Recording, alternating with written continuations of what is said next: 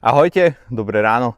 Dnes je 7. apríla a je to náš posledný deň v chorvátskom tribúni a preto som sa rozhodol prihlásiť sa vám na úvod tohto videa od tohto tribúnskeho somárika, ktorý je symbolom tribúňu. Dnes nás čaká program beh, teda ja som v polovici behu, preto som pri tomto somárikovi, tak som sa pri ňom zastavil a idem behať ďalej. Následne nás čaká rozcvička, ako každé ráno. Tá rozcvička je dnes už ale dobrovoľná. No a následne si zrobíme taký best trick pre decka. Je to taká mini súťaž, kde každé dieťa bude môcť urobiť ľubovoľný trik. A za to dostanú nejaké hodnotné ceny. Potom my s Marošom sa chystáme do obchodu nakúpiť si už niečo na cestu, nejaké jedlo, vodu a podobné veci. A treba nám zbaliť bicykle, na čo sme sa chystali už včera, ale nedostali sme sa k tomu, takže dnes nás čaká potom ešte zbalenie tých bicyklov, následne naloženie všetkých vecí do autobusu a potom sa už pomaly, ale isto presunieme domov, teda smer Poprad. Mám pobehu a presunul som sa na rozcvičku, ktorá je dnes vo veľmi oklieštenej zostave, ale dnes bola rozcvička dobrovoľná a ono sa to dá pochopiť, pretože keď sme tu 6 dní a z toho 5 tie decka makajú do obedu aj po obede, tak všetci už toho majú určite dosť. Ale palec hore pre všetkých, ktorí to nevzdali a prišli aj dnes ráno.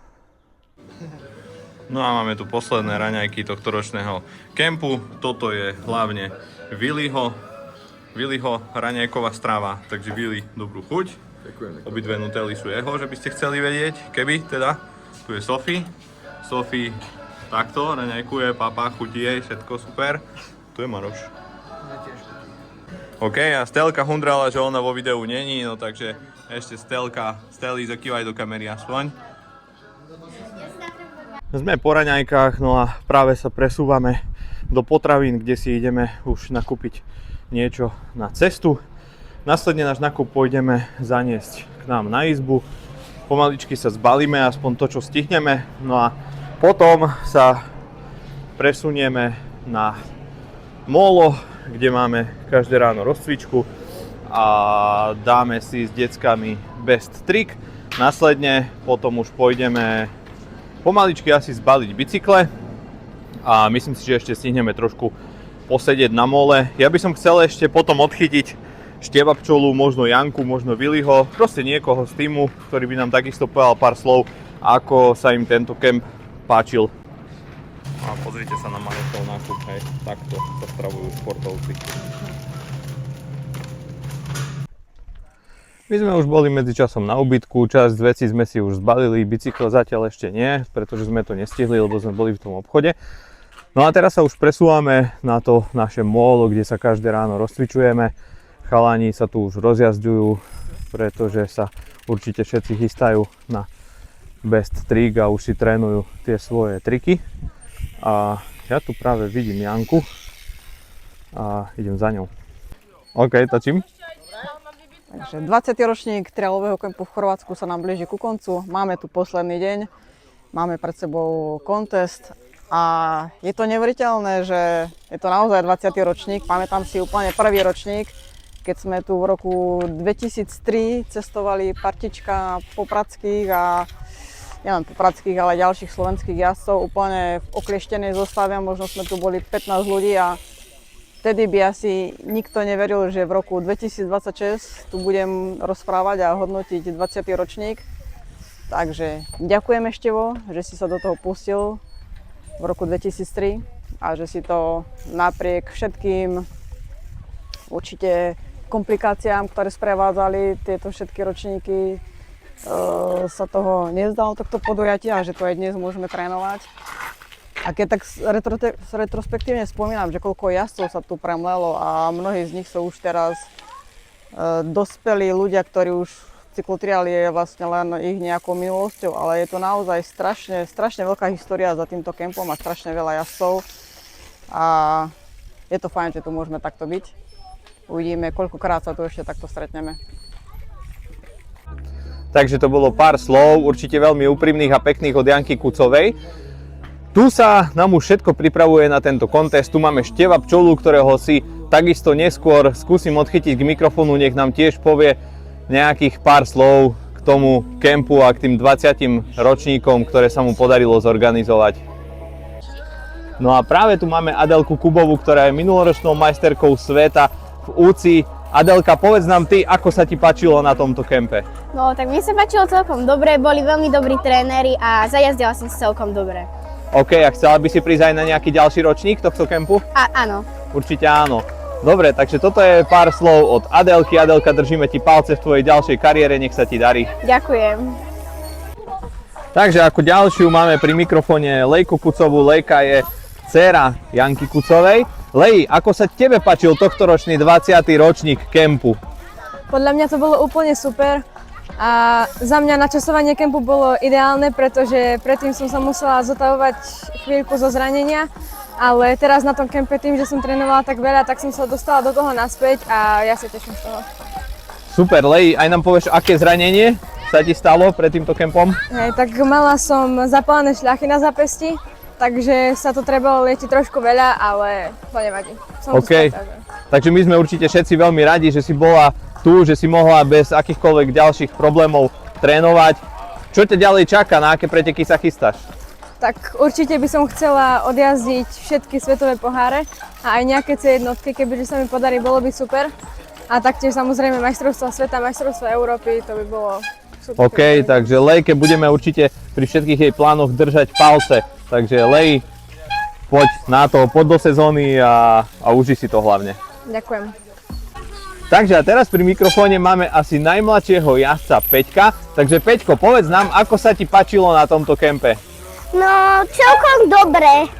Celkom dobre? No. Áno, poriadne si zajazdil? A chystáš sa sem aj ďalší rok? Áno. Dobre. A bol si Možno už... áno. Možno áno? A bol si už aj na nejakých pretekoch? Áno. Áno, a ako si dopadol?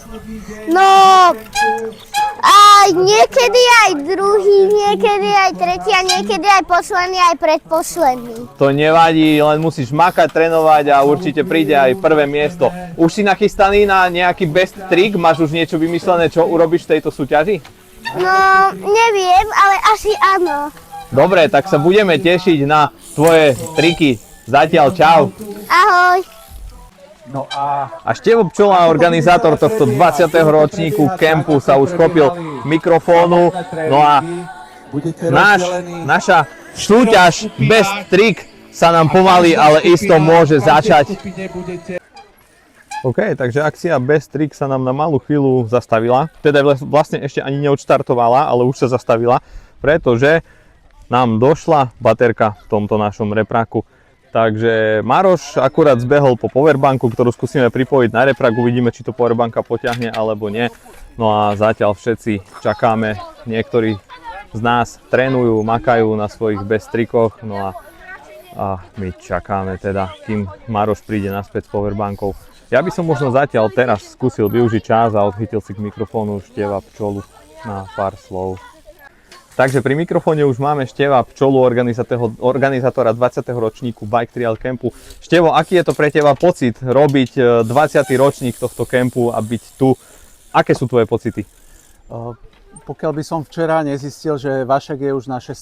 kempe, tak si to človek vlastne ani neuvedomí, pretože rok za rokom sa valí a tak ako aj mám pocit, že včera sme prišli a už zajtra odchádzame, veľmi rýchlo to letí a ten život vlastne až po rokoch si človek uvedomí, že si musí užívať každú tú chvíľu a ja som nesmierne rád, že sme tu už 20. krát, tentokrát zo Slovenska, Čiech, Poľska.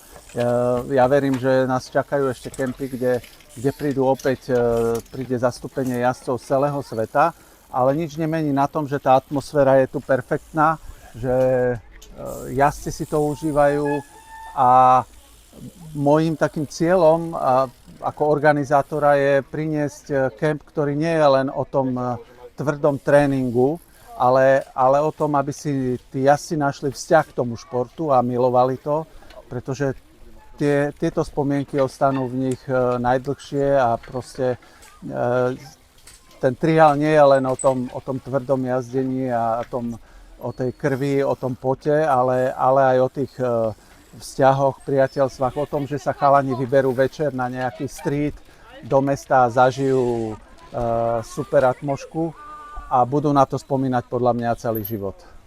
Veľmi pekne si to povedal a zhrnul, Števo. Mňa by ešte možno zaujímalo, či si spomínaš na prvý kemp, keď si tu išiel a ako to celé vlastne vzniklo, tá myšlienka ísť do Chorvátska. Myslím si, že to by zaujímalo viac ľudí. Prvý kemp bol v roku 2003. Vlastne tá myšlienka prišla, alebo ten môj zámer bol ísť do teplých krajín a pripraviť sa na letnú sezónu a pre Slováka je tak najbližšie asi to Slovenské more, ako sa hovorí v tom Chorvátsku. Takže sme šli do Chorvátska, dali sme to dokopy spolu s Ferom Kornajom, ktorý tu vtedy pôsobil, mal penzión, mal cestovku, takže sme sa vydali na 2 dodávkach, vtedy s nami išiel ešte Tomáš Langerman a chalani z Bratislavy. A ja si pamätám len jednu cestu, kedy išla predo mnou dodávka, mala červené svetlá a to som videl len tie svetlá, pretože nebola diaľnica, išli sme tými horami. Mali sme možnosť tento rok ísť po tých kľukatých cestách, pretože diaľnica bola kvôli vetru odstavená, ale takto to vtedy tu vyzeralo. Domy, ktoré niesli stopy ešte po vojne, kde ste mohli vidieť guľky vo fasáde, ale za tých 20 rokov sa to Chorvátsko posunulo niekde úplne inde a dnes je to super destinácia. No a samozrejme, spomínam na to už ako nostalgicky a vyberám si to najlepšie z toho a každý ten kemp je niečím zaujímavý. OK, super, Števo, ďakujeme ti za týchto pekných pár slov.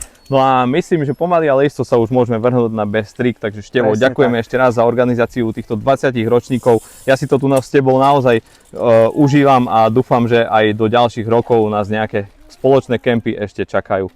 Budem sa tešiť, ďakujem veľmi pekne. Ahojte. Takže ďakujem Števovi ešte raz za slova, ktoré tu padli, ktoré povedal. Maroš sa medzičasom k nám vrátil s powerbankou, ale powerbanka to asi nepotiahne, však Maroš. OK, takže powerbanka tento reprak nedokáže potiahnuť, takže hľadáme ďalšie riešenie. Števa optimizmus neopúšťa, ako máte možnosť vidieť. Takže áno, Števo hovorí, že vždy potrebuješ energiu, takže čakáme na ďalšie riešenie. Pretože zažil som akcie, zažil som vystúpenia, kde proste nebola hudba, kde buď bola živá muzika a hrali, alebo nebola, tak sa musíš prispôsobiť. Život je o kompromisoch, o prispôsobení sa situácii. Skús máš na teraz, možno to bude lepšie. Aha, OK. Takže myslím si, že hudba, ktorá tu nie je, nám vôbec nebude vadiť.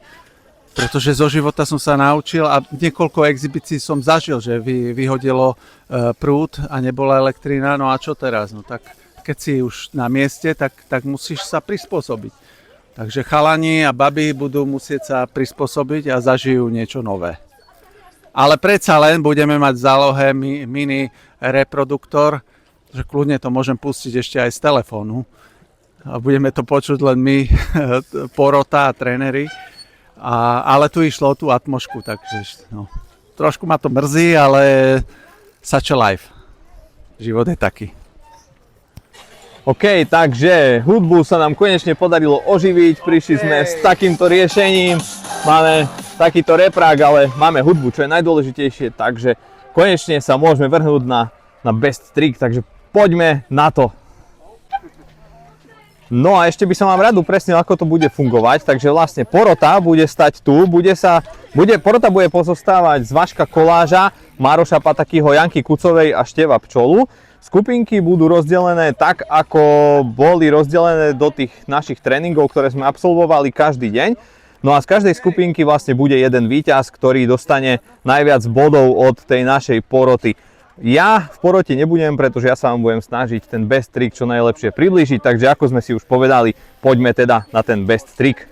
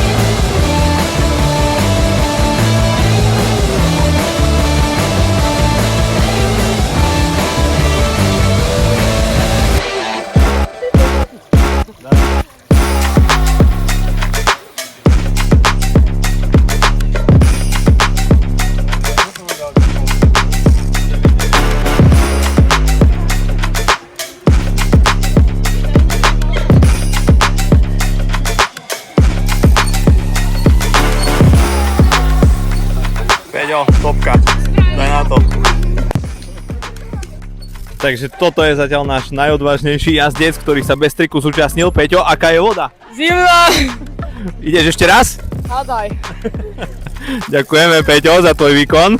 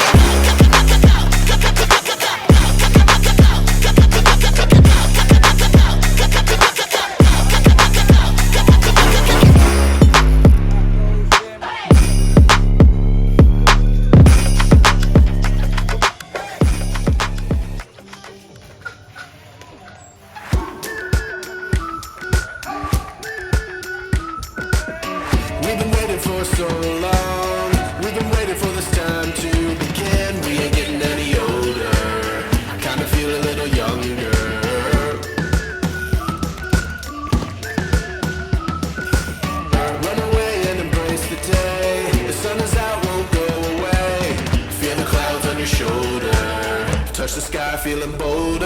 Going up, going out, going all the way. Going high, yeah, yeah, high, yeah, yeah. Going up, going out, going all the way. Going high, higher. Going all the way, going up. Going all the way, going up. Going all the way, going higher.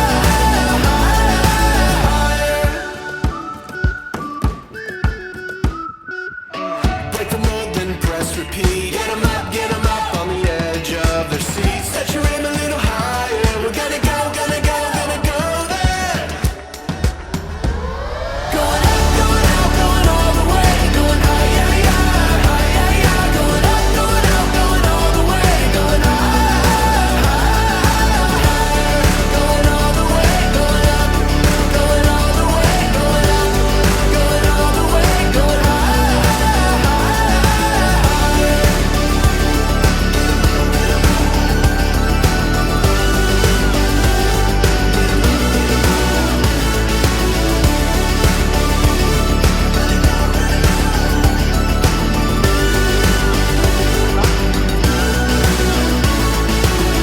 We've been waiting for so long. We've been waiting for this time to begin. We ain't getting any older. I kinda feel a little younger. Going up, going out, going all the way. Going high, yeah, yeah, high, yeah, yeah. Going up, going out, going all the way. Going higher. Going all the way, going up. Going all the way, going up. Going all the way, going higher.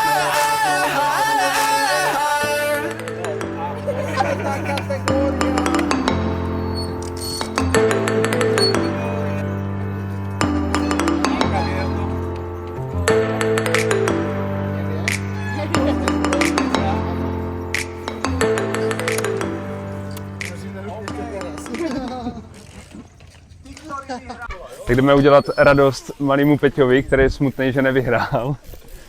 Vašk tu má preňho nejaké nálepky, takže aspoň takáto malá Peťo, cena útechy. měl jsi krásnou jízdu. Dám ti tady samolepky za to aspoň. Co? Příště vyhraješ určitě, ne? Můžeš to nalepit na helmu nebo na kolo. Jo? Jasný, není za co. Takže takéto veľmi pekné gesto od Vaška. A tady máš ještě další nálepku. Můžeš si někam dát.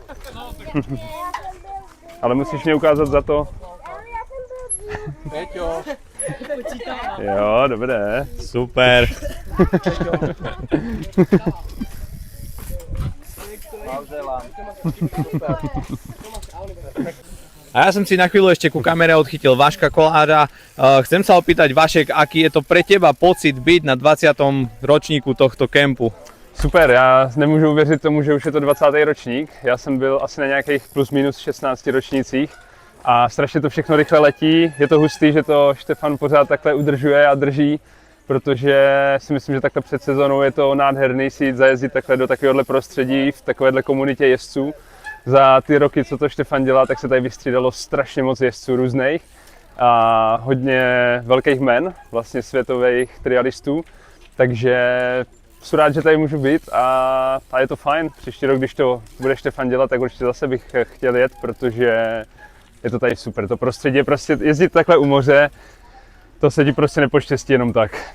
Takže super. To mala byť práve moja ďalšia otázka, či sa chystáš prísť aj na ďalšie ročníky, takže ja som takisto veľmi rád, že si tu s nami a pevne verím, že sa tu budeme stretávať aj ďalšie roky, Vašek, takže Přesně. díky za Až všetko. do důchodu, kámo. Až do důchodu, jo. A Taďo sem priniesol takú sieťku na lovenie, no a Willy sa hneď chopil tejto činnosti a neviem, či si tam hľada večeru, alebo obed, alebo čo vlastne, ale niečo tam loví. A Maroš tu chytil takéhoto morského ježka, ktorého samozrejme potom hodíme naspäť do vody. A Willy, čo si vylovil? Tam ju majú, vlastne takúto morskú uhorku vylovil Willy, takže aj takéto potvorky sa nachádzajú v Jadranskom mori.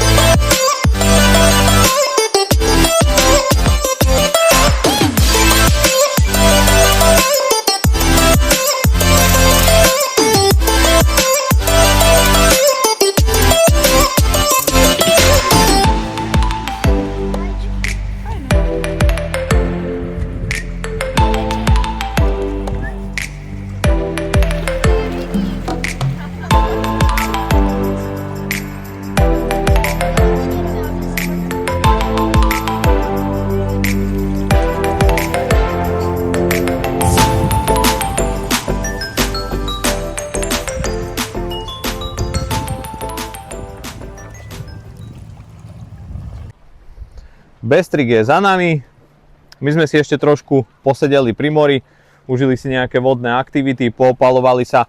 No a teraz sa už presúvame na izbu, kde si ideme zbaliť bicykle, veci a pomaly, ale isto začať nakladať do autobusu. Takže tašky máme zbalené, tu je Marošov kufor, ktorý už je takisto zbalený. Tu nižšie sa už nachádza môj bike, ktorý som si takisto poriadne a dôkladne zbalil do takejto bublinkovej folie, pretože už ho budem nakladať pomaly, ale isto do autobusu. Tu je moje koleso, no a viem, že tu niekde si nechával bicykel aj Maroš, ale teraz neviem kde, Maroš si ho dosť dôkladne balil do deky. No a tu dolu môžeme vidieť bicykle chalanov. Tu sú už dva v dekách, jeden ešte nie, ale pomaly, ale isto sa už všetci balíme a pripravujeme na odchod do Popradu. Videli ste počasie, aké bolo, keď sme sem prišli a pozrite sa na to počasie teraz. Je to naozaj nadhera a ja dúfam, že keď príjeme do Popradu, tak nás bude čakať rovnako slnečné počasie, ale uvidíme. Náš pán šofér Milan nám už pootváral autobus, no a my pomaly ale isto začíname pakovať bicykle dovnútra. Tie naše, môj a Marošov, máme konkrétne tu v tomto priestore, tu je Marošov kufor a musí tam vojsť ešte moja taška. No a zbytok bicyklov príde vlastne do tohto priestoru.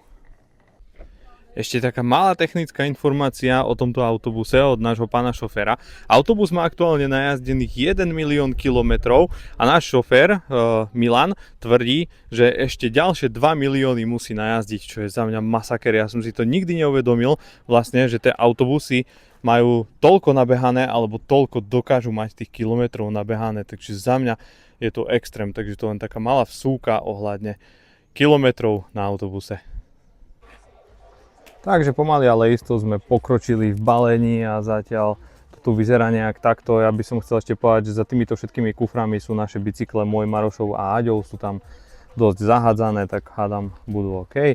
No a takto to zatiaľ vyzerá. Maroš pokračuje v balení a ukladá ďalej bicykle.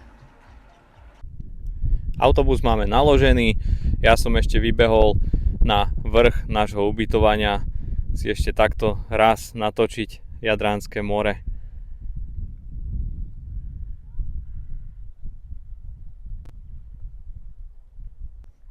A teraz už sa definitívne aj ja presúvam k autobusu, no a pomaly, ale určite už budeme vyrážať do Popradu. Tu za mnou ešte takýto krásny výhľad, posledný na toto more.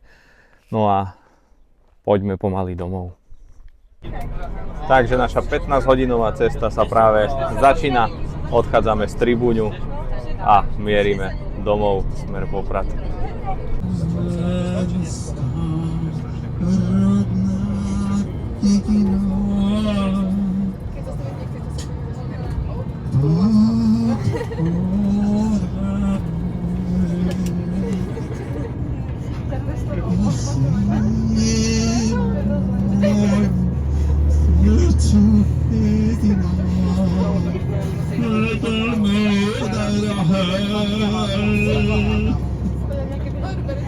Zbylo mojím životom, nebudem mať ďalej celúčku častu.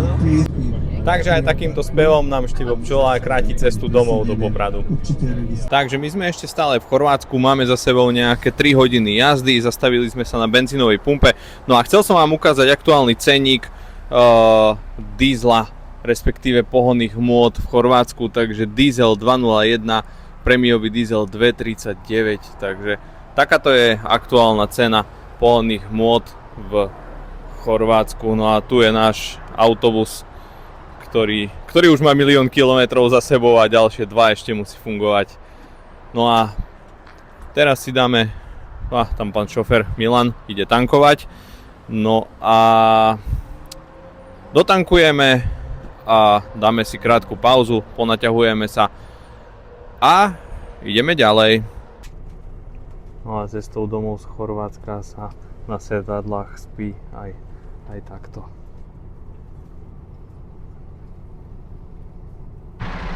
Takže ja som radšej vyšiel von, chcel som vám natočiť ďalšie video a nechcel som rušiť vlastne tých, čo sú v autobuse, tak som vyšiel von. Zastavili sme sa na takejto OMV benzínovej pumpe, tu je náš autobus.